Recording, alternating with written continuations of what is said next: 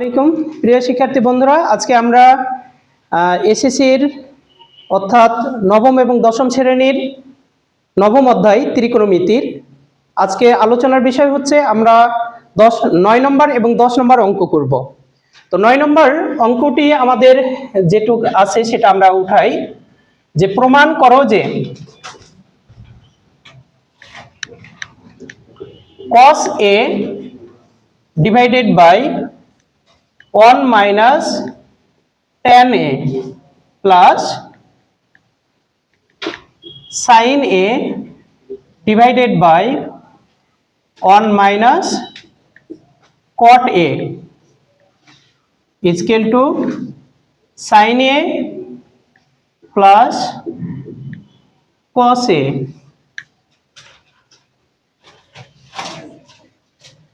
তাহলে আমরা দুইটি অংশ আছে, আমরা লেফট হ্যান্ড সাইড থেকে আমরা রাইট হ্যান্ড সাইড মিলানোর চেষ্টা করতেছি। Left hand side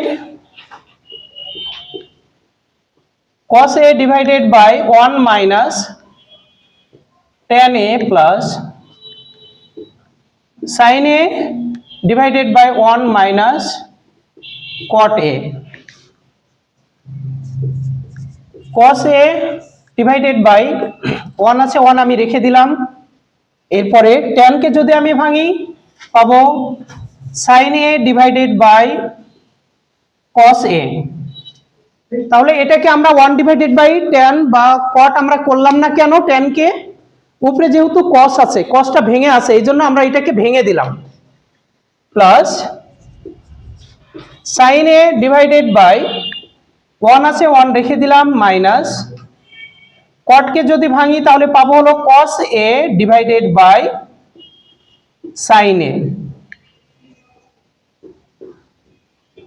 cos a divided by, আমরা একটি পূর্ণ সংখ্যা এবং একটি ভগ্নাংশ, এটা বিয়োগ অবস্থায় আছে, তাহলে আমরা হরগুলো লসাগু করব। তাহলে cos a কে 1 দ্বারা যদি আমি গুণ করি তাহলে সেটি পাবো cos a minus cos a এবং cos a এটা মিলে গেছে, বাদ থাকে হলো sin a।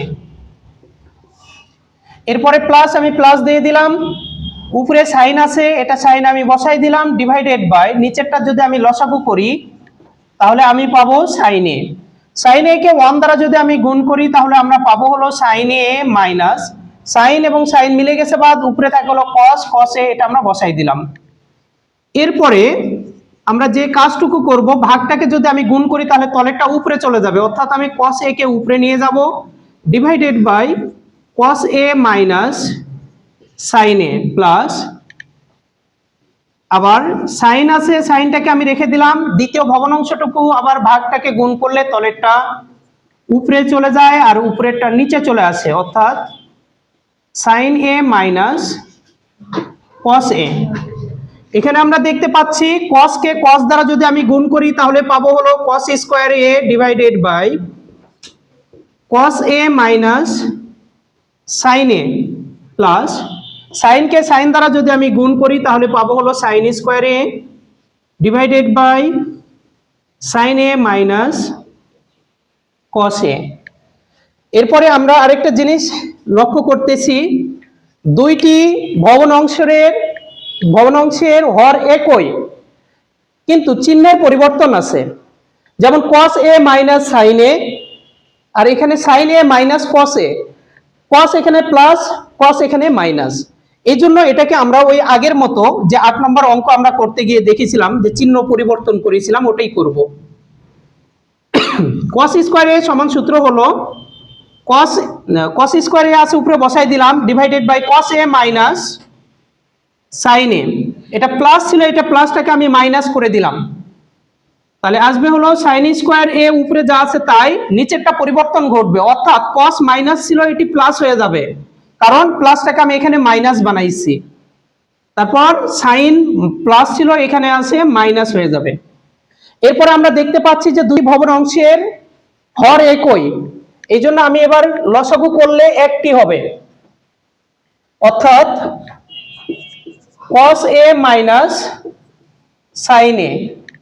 তাহলে এই লসাগুর সাথে প্রথম ভগ্নাংশের হর মিলে গেছে, বাদ, তাহলে উপরে লব যা থাকবে তাই বসে যাবে, অর্থাৎ এখানে আমি দেখতে পাচ্ছি যে cos স্কয়ার a মাইনাস মধ্যখানে মাইনাস আছে তাই আমরা মাইনাস দিয়ে দিলাম। আবার দেখতে পাচ্ছি দ্বিতীয় ভগ্নাংশের হরের সাথে লসাগু মিলে গেছে, তাহলে মিলে গেলে বাদ উপরে যা থাকে তাই বসাই দিলাম। উপরে সাইন স্কয়ার আছে, সাইন স্কয়ার বসালাম। উপরেটুকু সূত্র পড়ে গেছে, a square minus b square সমান সূত্র হচ্ছে a plus b into a minus b divided by cos a minus sin a। তাহলে লব এবং হর আমাদের দুইটার মধ্যে মিল আছে, যেটুক মিল আছে ওটুক অংশ আমি কেটে দিলাম। তাহলে থাকে হলো, আমরা তাহলে একটু সাজাই নিই। আগে লিখবো হলো sin a plus cos a। এখন আমরা দেখতে পাচ্ছি যে ভগ্নাংশটুকু মানে যে আমাকে মান দেওয়া ছিল সমীকরণের বাম সাইড থেকে ডান সাইড প্রমাণ করার জন্য, তাহলে আমরা দেখতে পাচ্ছি ডান সাইডের সাথে মিলে গেছে। তাহলে আমরা এখন লিখতে পারি equal to right hand side, অতএব left hand side equal to right hand side proofed.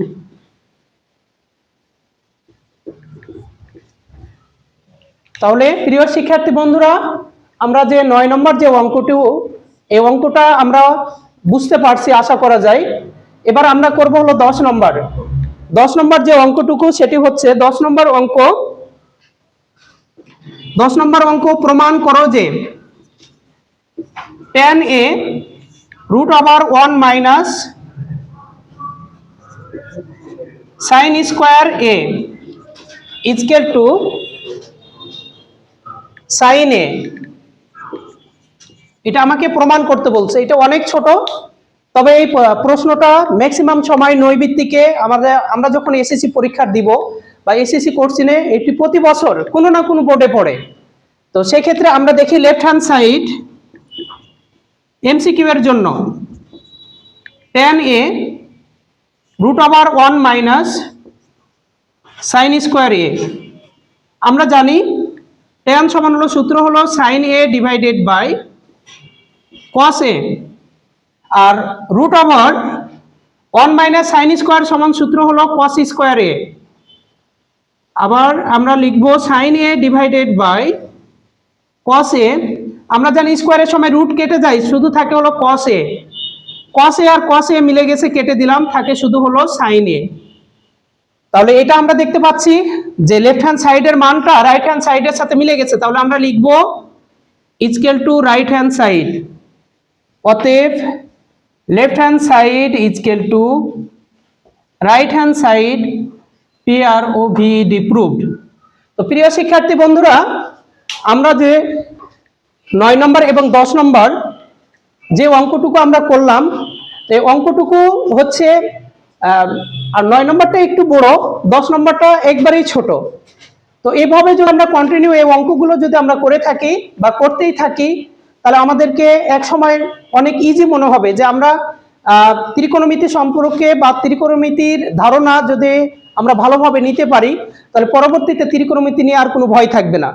তো প্রিয় শিক্ষার্থী বন্ধুরা, যদি আমাদের এই ক্লাসটি যদি ভালো লেগে থাকে, তাহলে অবশ্যই আমাদের সাথে লাইক এবং কমেন্ট করে আমাদের সাথে থাকবে। সবাইকে ধন্যবাদ। আল্লাহ হাফেজ। আসসালামু আলাইকুম।